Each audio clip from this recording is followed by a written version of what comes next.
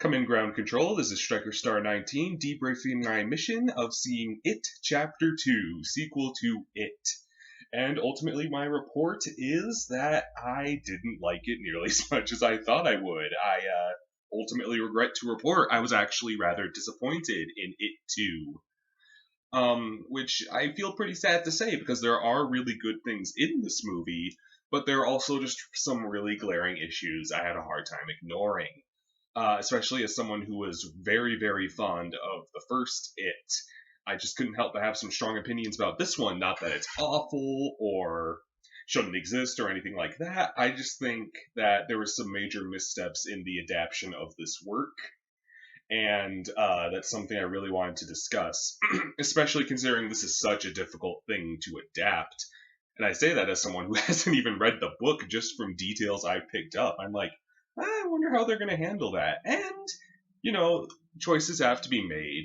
And I ultimately really respect what the filmmakers put forward, but there are just a few things that really hindered my enjoyment of this one, especially compared to the first, which is, I'd say, top 10 horror movies of all time. But I also say that as a huge casual who really didn't grow up watching a ton of horror movies and really didn't get into them until recently. So I'm just going to go fully into spoilers and talk about this as if you listening to this have seen the movie for time's sake and for brevity. So just bear that in mind. If you haven't seen it, this probably isn't the debriefing for you. But for those of you who have, I'd be interested to hear what you think. And I think the most damning thing about this movie is that it approaches 3 hours in length, which is absolutely absurd in my opinion. Which it's not unheard of for big blockbusters like this to be approaching 3 hours in length, like all the recent Avengers movies, most Marvel movies for that matter, most like Oscar nominees, they're going to be pretty long. But as I was sitting in the theater, I began to realize that that is especially unfavorable for a horror movie, because just as a person, I only have energy to be scared for maybe an hour and a half. And I was beginning to realize that's why short form horror works so well. Stuff like just like quick little creepy pastas you can find online, or those spooky animations on YouTube and stuff, or just like really quick, short, scary stories. And most really good horror movies are about an hour and a half or so. That being said, I'm aware that sounds kind of hypocritical praising the first It when I believe it was about the same length, if not maybe a bit shorter, still a pretty long movie. And I'm not entirely sure why that is. Maybe I was just a little more wise to Pennywise's tricks after two movies, and that impacted me more than I realized, even though it has been a hot second since I saw the first It movie. It's something to think about, but the point ultimately was about halfway through the movie, I straight up stopped being scared. It got me pretty good the first couple times. There was a couple really good Pennywise kills. He chews a kid's face off underneath a sports game bleachers. Turned the old lady that they kind of give away in the preview, but she still manages to be pretty creepy. I think they pulled that off really well, but it was around after that I just straight lined in my fear of the situation. I just couldn't bring myself to continue to be scared over and over and over again. And I was kind of trying to articulate why that was. Maybe again it was just kind of an energy thing, like, okay, I've been scared this whole time. I'm kind of wise to it. The best analogy I could think of was the episode of SpongeBob where the Flying Dutchman comes and stays in SpongeBob's house and scares him every day for like a month. And then by a certain point, SpongeBob is just like eyes half lidded over it, has seen all his tricks. And I wonder if that was just kind of where I was coming from. I was like, okay, Pennywise, I get what you do. I get what you're doing. I can kind of just see it coming. And when Pennywise transforms, I do think he tends to look the same in the face and just have some very unifying physical features, which I think is ultimately good character design. But it did just kind of make things less scary every time he bug-eyed into the camera. There were some really good effects. There's one point where his eyes just go completely lopsided, and I thought that was really cool. But by a certain point, I was just over the transformations. I was just kind of over it. which is kind of a shame because I never felt that way about Pennywise in the first movie.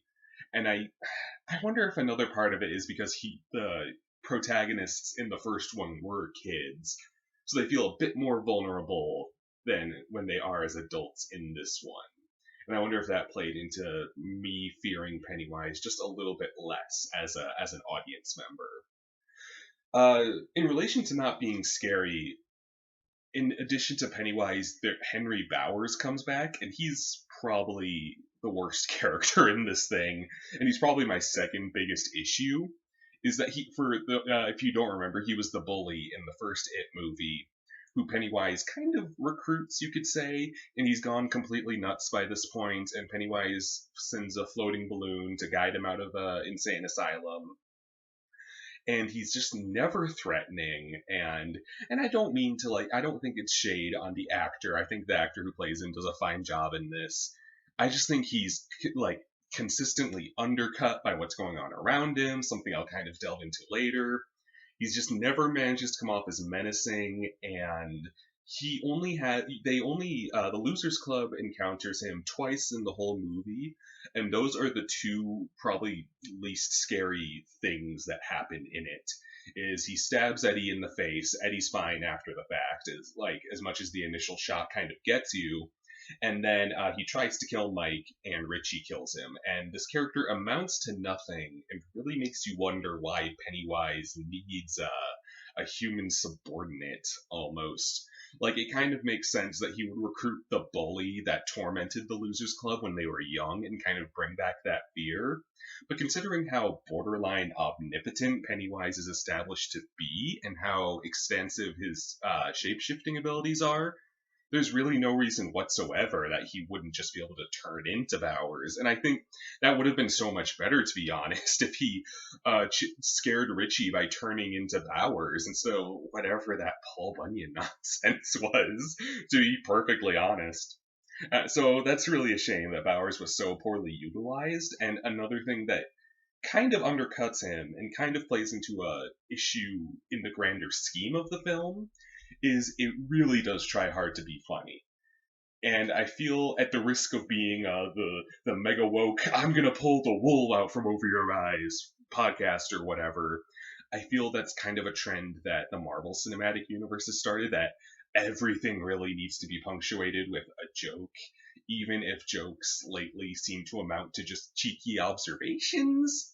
And, take it with what I'm saying with a grain of salt. I'm not saying you can't funny or joke in this kind of movie or in a tense situation.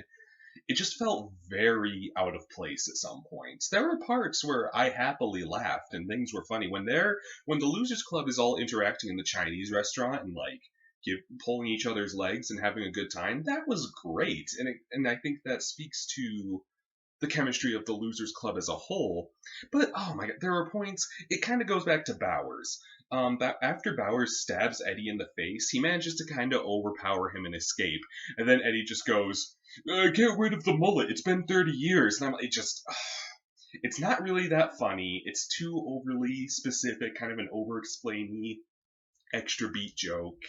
And it just stops the scene dead. It makes it less scary. It takes away any teeth Bowers had as a villain at that point, and I just don't feel it was needed. And this kind of comes down to the characters of Richie and Eddie, who I wouldn't change. I don't think they're too funny for their own good. I just feel their characters tend to undercut moments I wish they wouldn't. There's another part. They're throwing their totems into the fire, and Richie's is the token, and Eddie's is his inhaler, and they squabble a bit over, it's going to take forever for the metal to melt, and the plastic is going to fill the air with shut up. I'm sorry. It's supposed to be this strong moment. And like I said, you can have jokes here and there. There's a time and a place for everything, though, and I just feel there's a certain point where it's like, all right, can we just dial this back a bit? Yeah, and I just feel it's what I kind of call, that's some major MCU, Marvel Cinematic Universe humor there, because I just feel like, that's entirely in response to how cheeky the Avengers could be. And I say that as someone who likes the Avengers on a good day. It's just it makes me a little concerned for pressing media trends that being super, super jokey, no matter how suspenseful, has become so prevalent in media, and it just feels really fake to me most of the time. And take my word with a grain of salt, because this is someone who is probably the only person in the world who just detested Deadpool 2 because I just found him so annoying because it was just lame joke after lame joke after lame joke. I'll quit harping on that. Another issue I think that ultimately brings me to the last really big thing I did not like was how they ultimately dealt with Pennywise. And in that, Mike kind of realizes that you can make him small physically by making him feel small. And that, it's like, and what happens from there is the remaining, Eddie is dead by this point, and the remaining Losers Club members start to just yell and disparage and insult Pennywise. You're a clown. You're stupid. You're a fake. And that makes Pennywise start to shrink. And that kind of makes sense because Pennywise feeds on fear, and if you don't fear him, he doesn't have power over you. They've established that well enough to that I could click with that. That being said, yelling and insulting and disparaging someone does not show or convey an absence of fear, in my opinion. That, like, an absence of fear, I feel, is just total apathy or even amusement. I kind of wish they could have gone that direction, because it's cathartic, sure, to just yell clown, clown, clown, and make Pennywise crumble that way, but I just feel like if someone's trying to attack me, I would yell and disparage them out of frustration and fear. But that's not an absence of fear. To not fear something is to not care. And I feel maybe it would have been good if they started to laugh at Pennywise. It would have been kind of an ironic way of Pennywise being bested by a hoist of his own petard because he takes the form of a clown. So they laugh at him, and that would kind of tie into Richie as well because Richie has been making jokes the whole time. It's kind of one of his big core traits is that he kind of shields himself by being sarcastic and sardonic and making jokes. And they even made him a comedian, which it's my understanding, if my research has led me correctly, that in the book he grew up to become a radio DJ. And it's kind of a whatever change. I wouldn't mind. It's not like I minded. Like, I haven't even read the book. Why would I mind? My point is, if you're going to go through the trouble of changing Richie to be a comedian, it would have been really neat to use that and have Richie's belief of adding levity to situations and being sarcastic and making jokes be what takes Pennywise down. It would have made Richie and Eddie feel a lot more central to his defeat. Especially because with the theming of Pennywise being perception, in that he's what you kind of perceive him as, and he kind of takes the form of something exaggerated up to 10 as to what you think it is. And that's kind of, Eddie kind of deals with that with his, at the risk of misusing a medical term, hypochondria. He just constantly thinks he's sick, thinks he's in risk of health, and then Richie kind of perceives things on his own by coloring things with his sarcasm and his jokes.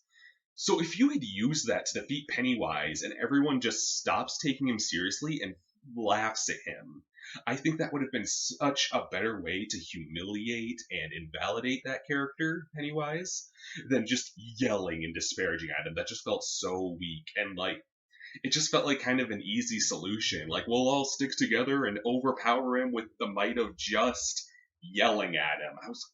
That was really disappointing, and it kind of dampened the power I felt Pennywise had, because I just didn't feel it made that much sense for him to go out that way ultimately. So yeah, I just kind of found myself anxious to leave the theater by that point, and I feel bad kind of tearing so many holes in this movie because I don't think it's awful. I think there's a lot of really good stuff in there. For one thing, this really made me care about Will, or was it Bill? I think it was Will. It's the character's name. He's James McAvoy in this, who admittedly is kind of that guy. Oh, it is Bill. Shoot. Okay, so Bill, I kind of didn't care about in the first movie. He was probably my least favorite of the Losers Club. And I think that's unfortunate because he's kind of the lead, and he has that really strong conflict with Georgie, the inner conflict, I mean, considering he lost his brother and blames himself for that. He gets, oh man, this really great dynamic with a new kid who he knows Pennywise is going to come after. And ultimately, he can't stop Pennywise from getting this kid. And I just never quite felt his conflict, both internal and external, until this movie. And this really established him as such a strong lead character, I feel like. And the scene where Pennywise does take that kid that Bill feels compelled and dutified to protect is probably one of the scariest and most powerful in the movie. I was like, no, don't do it. I loved it. I thought Bill was great. And I thought it was also really nice to see the kid actors again. As much as the flashback based storytelling kind of messed up the pacing, in my opinion, because it did add to that tiresome length, and added this almost comedic cul-de-sac where a character would go out, remember something in Derry, remember a time Pennywise scared them, and return to the house all traumatized. Like to a point where it was like boop, boop, and it was like funny how they repeated that formula over and over and over again.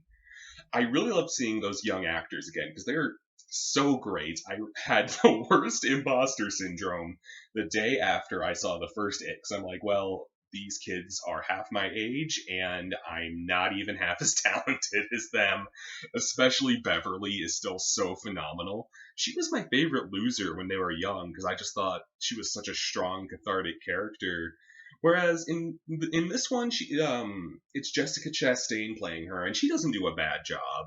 I just feel a lot of it has to do with her reclaiming lost memories, and I feel that cost the character in her older age a bit of autonomy in the story that she used to have. And I just wasn't that compelled, and she feels a bit satellite to Ben, who, by the way, got hot. I mean, I was like very attracted to that actor. Is this the vlog where we find out Striker Star is bisexual? Who knows? On another note, the actor who plays older Eddie is phenomenal. I know I've seen him in something, and I was looking at his Wikipedia and I couldn't quite put my finger on it, but he's great, and I think he emulates the energy of the younger Eddie really well. I would call Bill Hader probably one of my top 10 favorite actors, which is such a white comedy nerd answer, but he just has this energy to him that I find really endearing. He comes from my favorite era of SNL, like Kristen Wiig, Bill Hader, Andy Samberg. That's like, it doesn't beat that. And as they say, the era of SNL that's your favorite is the one that was on growing up, so grain of salt. But I think Bill, as much as I criticize some of his writing, I think Bill Hader is awesome as Richie. I think he does a phenomenal job. Yeah, that about and I think just oh yeah, and there's Mike too. Mike also felt similar to Beverly in that he was more of a plot device than a character, which I think is a little unfortunate. I know that's kind of mean to say, but he did kind of feel like he was more there to drive the plot along than to really engage us with his personal story. And which I think is kind of a shame. He felt like this outsider in the first one, and you could kind of engage with him with that. Where in this one, he calls everyone together. He kind of knows what's going on, but he's hiding something. But I just didn't feel that same attachment. I think that's kind of a shame. But when those actors are in the Chinese restaurant just kind of ripping and having fun with each other, I think that's phenomenal. And I really was reminded just how great those characters are. And I think that they recaptured that same chemistry with two different groups of actors. Because when they're all adults, they feel like the same energy and really endearing camaraderie that they had when they were kids. And I think that is a testament to directing and acting both. I don't know for sure how the process went, but I wouldn't be surprised if the actors all just spend so much time picking up each other's mannerisms and kind of exploring what this person would kind of manifest as they're older. I thought all that was great. I just kind of wish the movie was a little more succinct and that some of the character elements of Bowers, like I mentioned, and Pennywise were just utilized a little bit differently and a little bit, I don't want to say just better, but just better. I think Pennywise's death was just complete nonsense. And I think the script was punched up with a lot of jokes in post, probably due to corporate. I would say they were like, "Hey, Marvel's making money, let's copy them, add some jokes in here." And sure, that's valid. People are going to do what makes them money. But man, did I groan at some of those moments. I laughed at a couple, but I groaned at a couple more, and I just think splitting hairs with jokes is a hard thing to do. You just kind of have to look at the bigger picture and say, well, I think this helped this part. Or, well, they could have gone without this. So, yeah, I was fairly disappointed in it. Chapter 2 is ultimately where I'm gonna end this off.